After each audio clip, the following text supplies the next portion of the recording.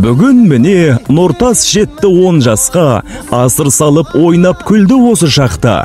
Ұлымызды үмбет қылып сүндеттеп, орындадық мұсылмандық міндетті. Құрметті ағайын туыс құда жекжат бауырлар, әпке жезделер, нағашы жиен бөлелер, дос шарандар, сыныптастар, көршілер, әріптестер. Сіздерді ұлымыз Нұртастың сүндет тойына арналған мерекелік дастарханымыздың берекелі қонағы болуға шақырамыз. Той салтанаты 17 қазан 2023 жылы сағат 15:00-де басталады.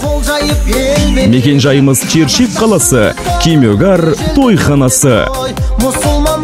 Той иелері Тұрсын Махамет, Гүлзипа, Жанабаевтар жанұясы.